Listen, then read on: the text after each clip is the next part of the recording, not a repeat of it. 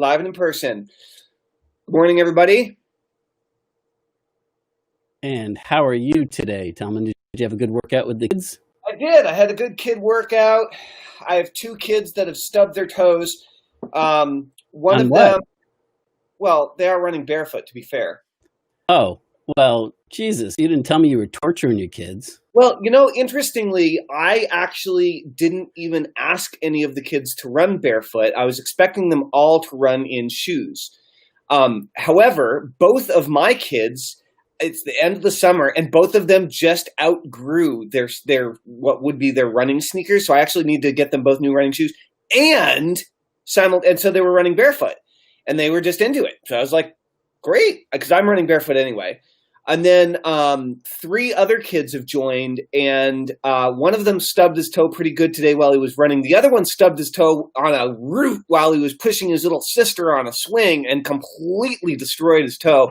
But he went running anyway today. Oh. So these kids are awesome. What's up, Dude Meister, Dudette, Jean Roberts? What's going on, girlfriend? Good morning, Jean. Sorry. I just, we want to make sure we give Jean her love because she does not like being ignored. That's right. So let's talk a little bit about what it really takes to be successful. Joshua and I were thinking about today's live stream, and we're kind of thinking around the same lines in terms of our topic here.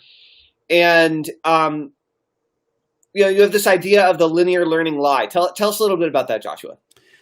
Well, I kind of came up with it because of my own experiences of being trapped by it, right?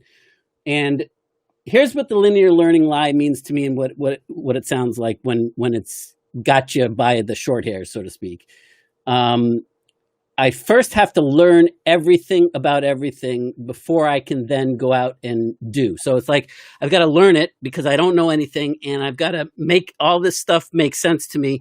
And then at some point I'm going to have the epiphany that and where all of a sudden I now get it and I'm clear as a bell, and now I have permission to go forth and multiply in the world. And the trap that I know I got stuck in for many years before I dared to just get in the game and give myself permission to fail before getting going was, there's not recognizing that there's a big difference between knowing it perfectly, even if you could learn it perfectly and know it with absolutely perfect recall. The possibilities of being able to successfully put it into play in the real world, 0. Right. There's just no way. Not the first time out. Not new, unless you get unbelievably lucky or you have a business partner that's been down the road 10 times. There's always this gap between knowing something intellectually, learning it, and being able to put it into action in the real world and get the same successful results. It's never a straight line. It's always a zigzag, tic-tac, back and forth. That's where the learning curve comes from, right? So the reason why I call it the great linear learning lie, and why I believe it's a lie, is that it's a farce to think that you can learn everything and then go do everything perfectly. And there's always going to be a learning curve, even if you could learn it all intellectually first. And then you need to recognize that the learn and do it simultaneously of putting it into action so that you experience the results and you tic-tac back and forth about actually doing it rather than just keeping it all up here. That's where all the fine-tuning happens, right? Yeah. Mm-hmm. For sure. So, and that is where the learning really happens, frankly. So if you're wasting time not learning and doing simultaneously, learning by doing, then you're making it twice as hard for yourself, because when you go, you're thinking like this should be easier. Now, I'm not saying don't prep. I'm not saying don't learn. I'm not saying don't get clear on your process and your strategy. But at a certain point, you've got to learn and do simultaneously, because you're going to be doing it anyway. So the quicker you get to that point, the better. That's all. So what's becoming clearer to me is that some people chase opportunities and some people chase skills. Okay.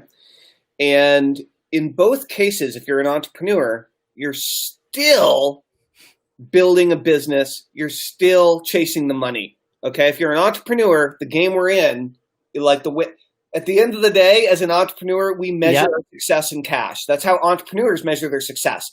Now, that's not necessarily how anybody else is. I mean, our society generally puts a lot of weight on how much money you make, right? A lot of weight. So there is societal pressure. But as entrepreneurs, the game we're playing, like if we're playing Monopoly, you're also playing for money, right? Like that's the game. But when you're playing if you're playing a game of cards, or if you're playing croquet, you know what I'm saying? You're playing for points. You're not playing for money. It's a different game. And so some people are chasing opportunities. They want the money. We all want the money. Okay. If we're building businesses to some extent, we either want the money for ourselves or we want the money for somebody else. Right. Right. For our family, for our legacy, for a nonprofit, whatever. But like if we're chasing money, we're chasing the money for some reason. And money is the measuring stick. But it's the way that we can actually measure whether we're on course or not, and have the what do they call it? Keep score, so to speak. Although I don't believe that's what drives us, though. Not necessarily, but it's a factor for a lot of people, right? Again, like look at athletes and Olympians, and both team athletes and individual athletes, where in sports where there aren't a lot of money. What about ultra marathoners? You know what I mean? Like there's not a lot of trophy money in ultra marathoning, yet these guys are super competitive. Where's that right. from? Maybe it's a deep-seated neurochemical imbalance, but whatever it is, it's got to relate back to my mommy issues, right? It's all about the mommy issues every time. So here's the thing: some people are chasing the opportunity because they want the money, and some people are chasing the skill because they want the journey and they want the money that results. And the thing is, if you have skills as an entrepreneur, let's just say you decide you're going to chase the skill of direct response email marketing. Okay, that's a skill. Okay, yeah. You could even open it up. You could say copywriting. Yeah. You can open it up. You could say list building. You can open it up. You could say you're going to get good at driving specific forms of traffic. I'm going to become a organic YouTube traffic expert. I'm going to become a Facebook ads expert. I'm going to master TikTok, God damn it. I'm going to be the TikTok super ninja of all time. That's a skill I'm going to develop. I'm going to read everybody's book on it. I'm going to take everybody's course on it. And I'm going to spend 8 hours a day TikToking my ass off. Well, you're going to develop some skills with TikTok if you chase the skill that you can then apply in order to make money with your business. But if you're just chasing opportunities, you're going to be stuck in shiny object syndrome forever because there's no skill that you've dedicated your life to developing. Yeah. One thing that I find when I speak with basically baby boomers and older is a lot of baby boomers have already had one, sometimes two careers. And when they're thinking about making money, they're thinking about how much money they need to make in order to replace their income and hopefully their retirement, right? Mm-hmm. But they're not thinking about the skills that they're going to spend the next 20 years of their life working on. Except the successful ones. The successful ones. Yeah, that's a great observation, Tillman. Really focus on what am I going to get great at? What's my next skill set that I'm going to develop, regardless of age, regardless of experience? What are you going to get good at? And when you focus, again, that's like process goals, right? Versus what? Outcome goals? Yeah. Right? And both are important. Both are super useful for different people in different times and sometimes together at the same time. Yeah. And I mean, I often find, at least for myself, I don't know if everybody finds it this way, but I find that if I start with, if I'm in bright, shiny object syndrome phase and I'm distracted and I'm all over the map and I'm unclear, that if I break it down into a process-oriented goal first, before even worrying about the outcome, that I can reward myself for staying on task for the process. And then once I start the momentum going, the ball going in the right direction, then shifting into an outcome related goal after that. But that's after I've already got the beachhead of momentum built up. That's right. That's right. So the cool thing about focusing on developing your skills is, and ideally one at a time, because you probably have a life. Okay, like Well, so. I don't, but that's okay. Well, no, but seriously, if you have a partner, if you have children, or if you're taking care of your parents, most people are in a situation where they're not just single and just in charge of themselves. Right. Okay? If you are, holy smokes, take advantage of that opportunity while you've got it, because the world is yours. You have 10 times more time available and than anybody else.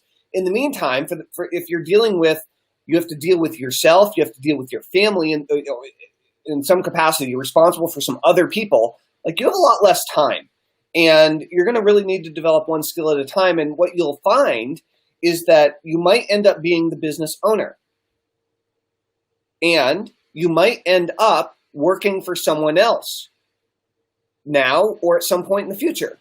Or you might end up teaming up with someone else to start a new business where you have a certain skill set and they have a certain skill set. You put them together and boom, you got yourself a peanut butter jelly sandwich.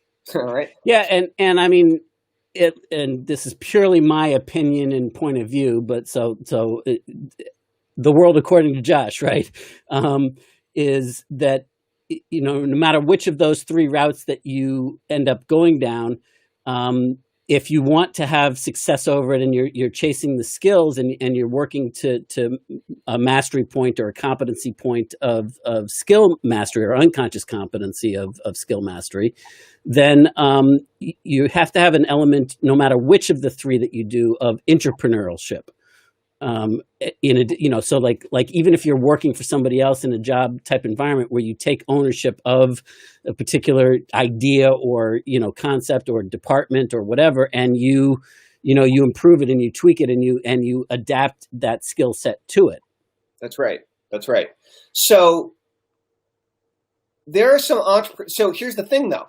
You don't have to get good at everything. But you do need to find out who is around that's good at the things you're not good at that you need to make your business or your project thrive.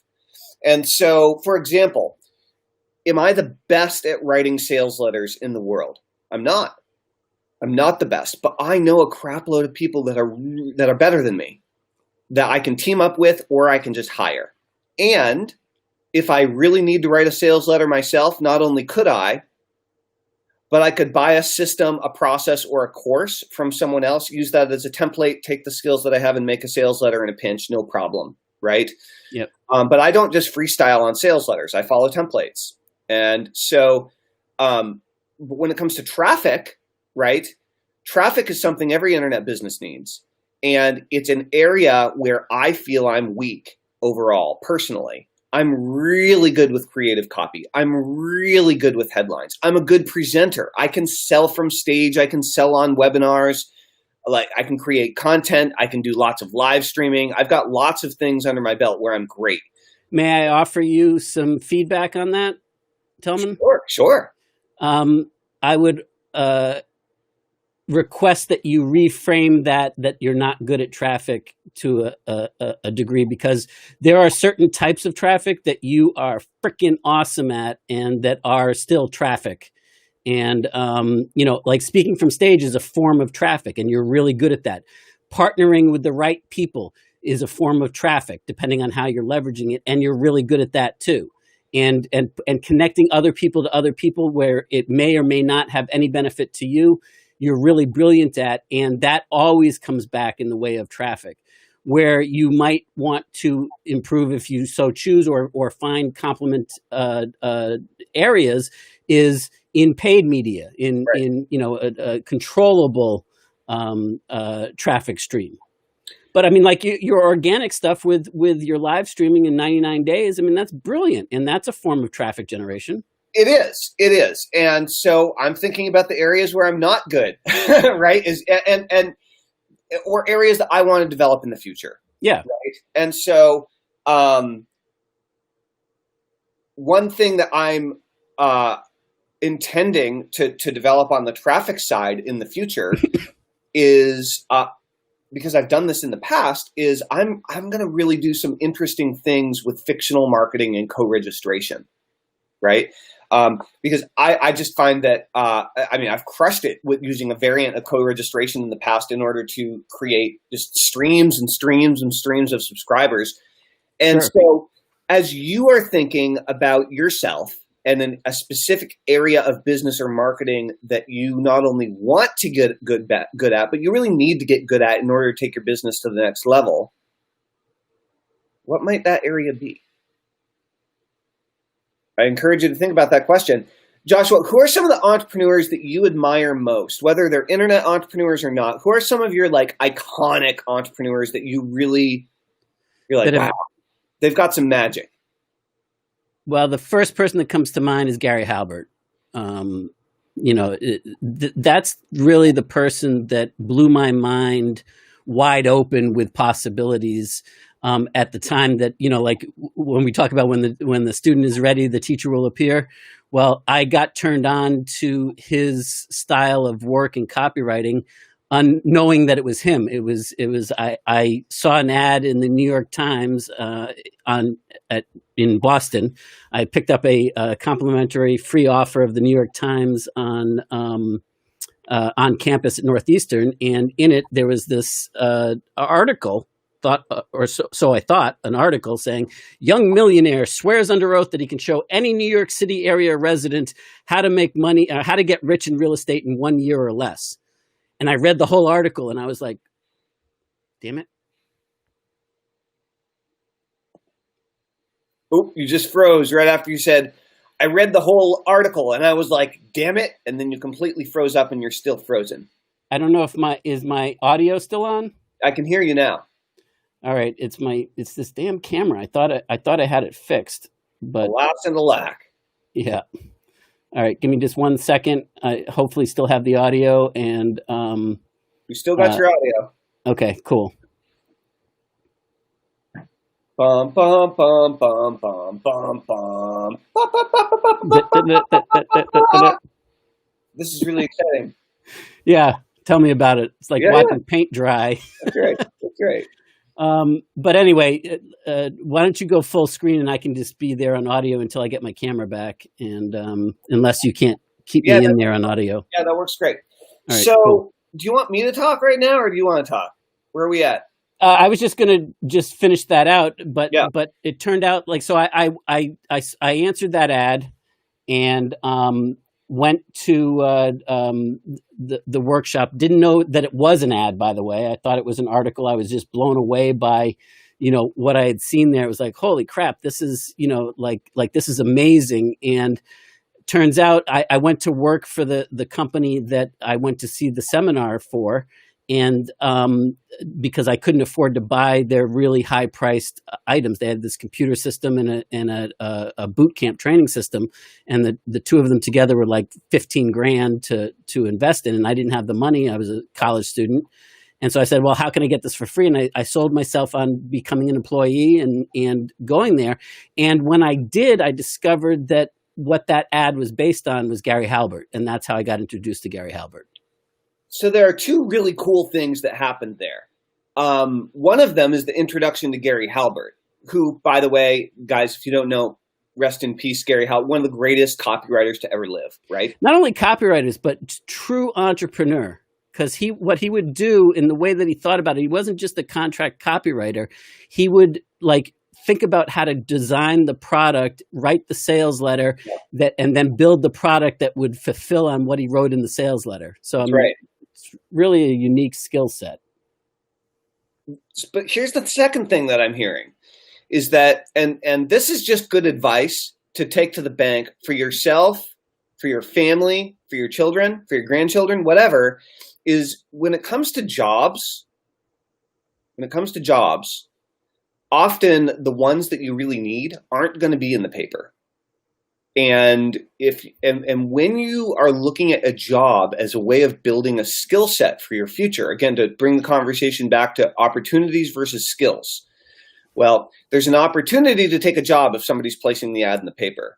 But if you know the skill set that you want to develop and you go to the companies that you can get the job in order to develop the skill set, that's proactively going after it.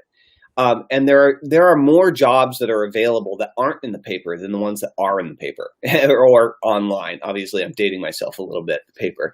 And when I think about job ads, I think about classifieds in a print paper is how I think about, as the last time I applied for a job, and it's really great to directly go, if you're going to go after a job, whether it's a percentage-based job, salary job, even an hourly job, no matter what it is, no matter how much money you need to earn to survive, consider going after jobs to develop the skills that you want instead of just going after jobs to pay the bills. It'll change your life completely, right? Super good. Super good. The learn by doing piece and kind of learning as you go is really critical. And so, we've been talking about traffic, we've been talking about developing skills. And so, if you'd like to develop the skill of being able to drive traffic through video, then we created a really cool group for you called 99 Days. So if you're watching this video and you want to get better at driving traffic, building your list, and building your business through video, you can join the 99-day challenge on Facebook. Type 99 days into the comments and shoot me a private message, and I'll send you an invitation to our private group. And if you're ready to develop the skill of email marketing, if you want to get good at email marketing and you're not already a member, we have a great email marketing Facebook group called The Art of Email Marketing. And so if you want an invitation to the art of email marketing, type email me into the comments below. Email me and send me a private message, and I will get you an invitation into that group as well. Joshua, I know that we have a training in 3 minutes. Anything else you want to say to wrap? Only that I got my camera back just in time to say goodbye. Hold on, let me take me off the spotlight. Ta-da! So thanks for putting up with the technical difficulties, guys. Rock and roll. All right, thanks everybody. Talk to you soon. See you tomorrow. See you in a few minutes.